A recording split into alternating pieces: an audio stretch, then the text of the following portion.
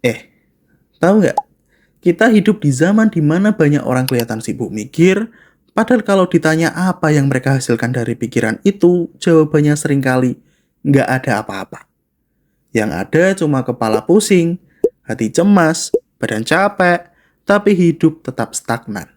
Itulah jebakan overthinking. Dan yang bikin parah, banyak orang salah kaprah. Mereka kira overthinking itu sekedar kebiasaan buruk, kayak kebiasaan rebahan kelamaan atau kebiasaan main HP sebelum tidur. Padahal, overthinking itu lebih dalam dari sekedar kebiasaan. Itu gejala. Gejala dari masalah yang jauh lebih serius dalam cara kita mikir, cara kita ngadepin hidup, bahkan cara kita memahami diri sendiri.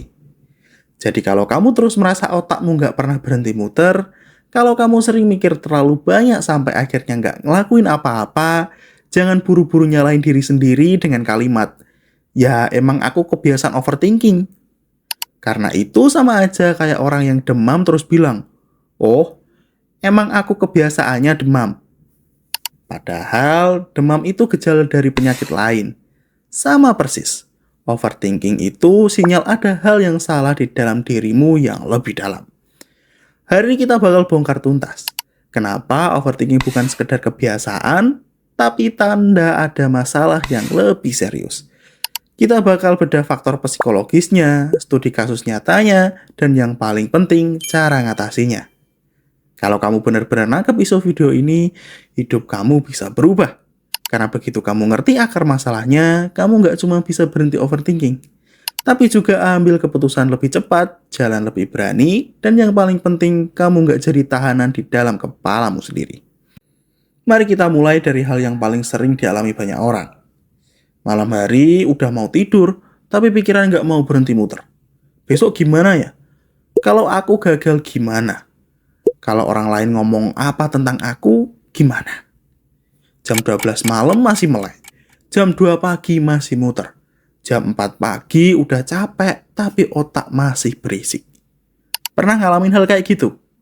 Kalau iya, berarti kamu ngerti betapa nyiksanya overthinking.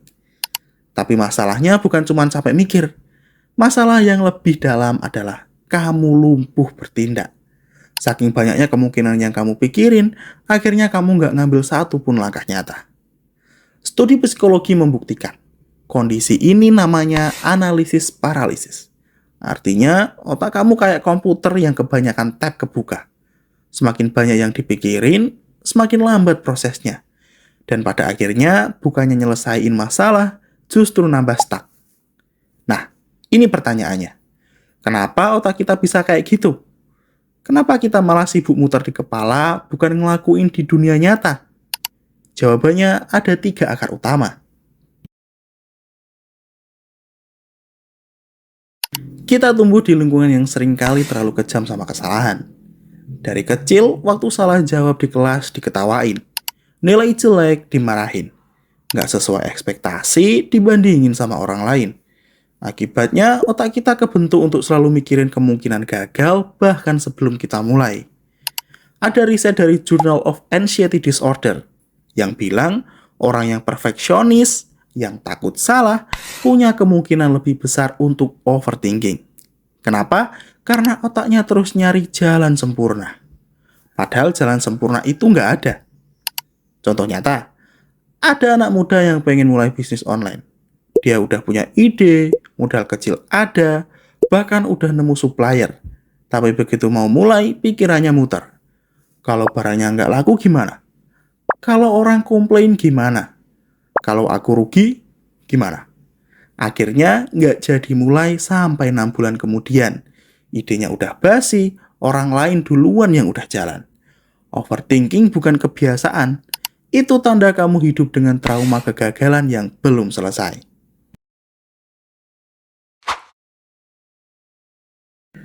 Banyak orang overthinking karena ngerasa hidupnya dikendalikan faktor luar. Bahasa psikologinya external locus of control.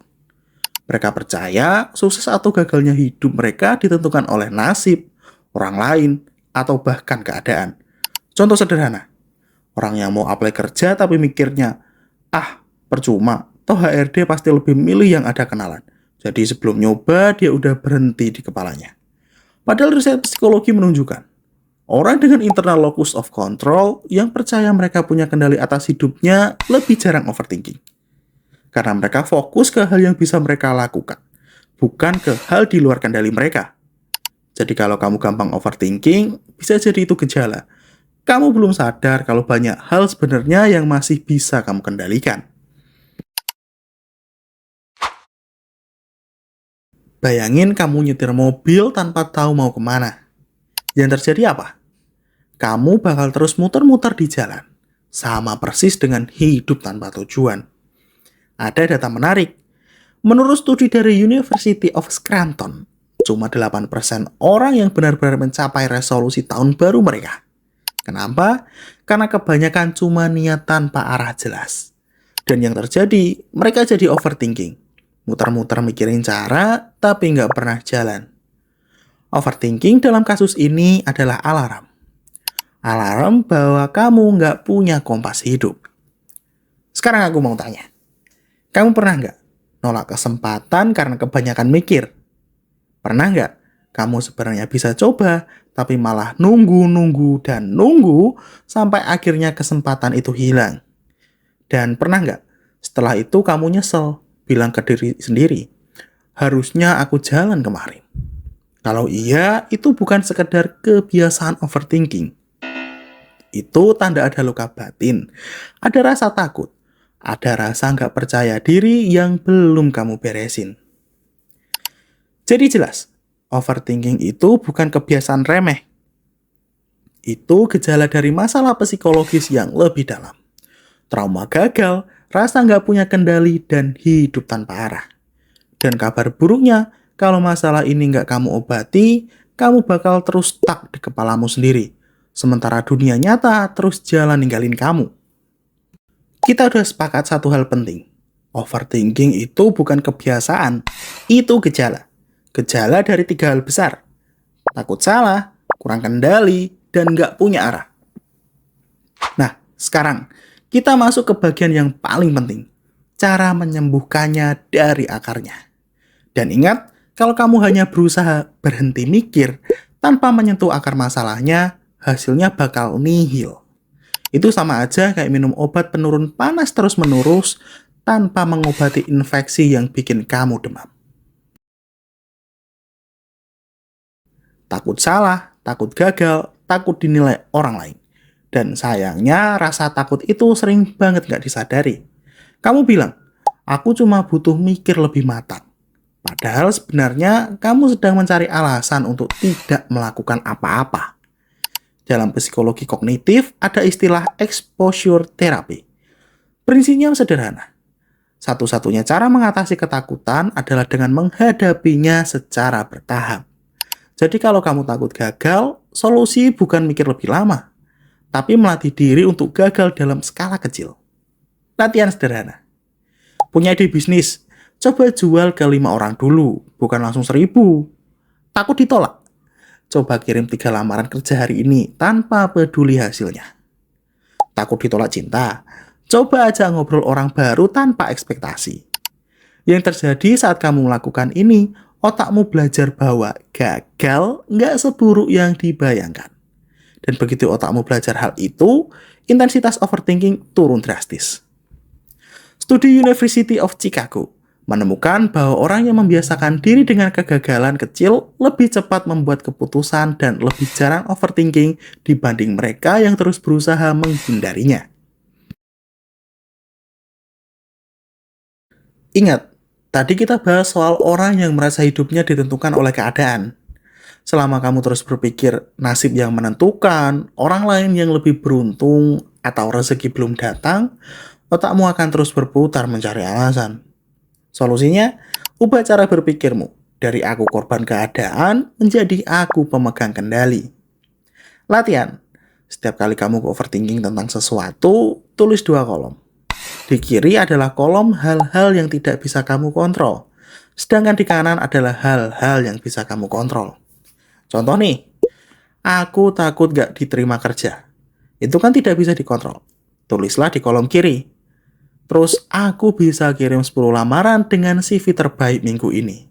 Nah, itu bisa dikontrol. tulis di kolom sebelah kanan. Dengan latihan ini, kamu menggeser fokus otakmu dari hal yang bikin cemas ke hal yang bisa kamu kendalikan. Dan semakin kamu fokus ke aksi nyata, semakin kecil ruang bagi overthinking untuk tumbuh. Penelitian dari Rotter di tahun 1966 menunjukkan bahwa orang dengan internal locus of control punya tingkat stres dan overthinking jauh lebih rendah. Karena mereka cenderung mengambil tindakan daripada hanya memikirkan kemungkinan. Banyak orang overthinking karena hidupnya seperti mobil tanpa arah. Dan ketika kamu nggak tahu mau kemana, otakmu akan terus bertanya, arah ini bener nggak? Harusnya aku belok kanan atau kiri? Atau hasilnya nanti seperti apa? Solusinya, tujuan kecil yang konkret. Kebanyakan orang berpikir tujuan harus besar. Padahal yang kamu butuhkan sekarang bukan mimpi 10 tahun ke depan, tapi langkah 7 hari ke depan. Contoh nih, bukan aku ingin sukses, tapi aku akan selesaikan satu proyek freelance minggu ini. Bukan aku ingin jadi orang kaya, tapi aku akan sisihkan 10% gaji selama 3 bulan ke depan. Bukan aku ingin tenang, tapi aku akan meditasi 5 menit setiap hari. Harvard Business Review melaporkan bahwa orang yang menetapkan micro goals memiliki tingkat produktivitas 31% lebih tinggi dan tingkat overthinking 40% lebih rendah. Kenapa? Karena setiap langkah kecil memberi otak rasa kemajuan, bukan keraguan. Sekarang jujur aja ke diri kamu sendiri. Berapa banyak kesempatan yang kamu lewatin karena terlalu sibuk mikir? Berapa banyak impian yang kamu kubur hidup-hidup karena kamu takut mencoba? Dan sampai kapan kamu mau hidup sebagai tahanan di dalam kepalamu sendiri? Karena pada akhirnya overthinking nggak akan hilang hanya dengan berpikir lebih keras. Ia akan hilang saat kamu mulai bertindak lebih berani. Overthinking bukan musuh yang harus kamu takuti. Ia hanyalah sinyal. Sinyal bahwa ada luka yang belum sembuh, arah yang belum jelas, atau kendali yang belum kamu ambil. Dan kabar baiknya, semua itu bisa kamu ubah. Mulailah hari ini, bukan besok. Ambil satu langkah kecil sekarang juga. Karena yang membedakan orang yang stuck dan orang yang mau maju bukan seberapa banyak mereka berpikir, tapi seberapa cepat mereka bertindak meskipun masih takut.